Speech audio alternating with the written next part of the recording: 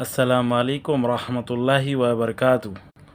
కువైట్లో ఉన్న మన భారతీయులకు ముఖ్యమైన సమాచారం. జూలై 23 నుంచి భారత పాస్పోర్ట్ మరియు కౌన్సిలర్ సేవలు మళ్లీ ప్రారంభం కానున్నాయి.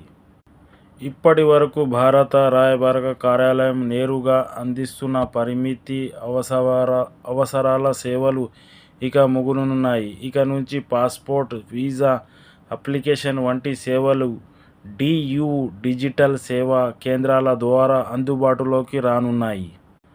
అయితే సేవలు పొందాలంటే ముందుగా ఆన్లైన్ అపాయింట్మెంట్ బుక్ చేసుకోవాలి. అపాయింట్మెంట్ సహాయం ప్రకారం మాత్రమే సంబంధిత డియు డిజిటల్ సెంటర్కి వెళ్ళి దరఖాస్తు సమర్పించాలి.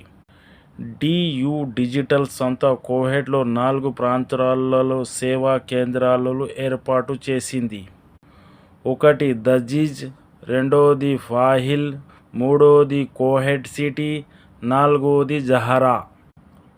ఇక ఈ సేవా రుసుముల విషయంలో ప్రవాసుల నుంచి అభ్యంతరాలు వ్యక్తమయ్యాయి. గతంలో ప్రకటించిన 6 కువైటీ దినార్ల ఫీజు కొనసాగుతుందా లేదా అనే దీనిపై త్వరలో స్పష్టత వచ్చే అవకాశం ఉంది.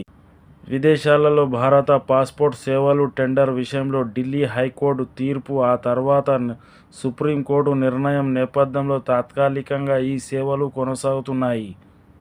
కువైట్లో ఉన్న భారతీయులు కొత్త అపాయింట్మెంట్ విధానాన్ని తప్పనిసరిగా పాటించాలి. మరిన్ని అప్డేట్ కోసం నా YouTube channel subscribe. Please like and share.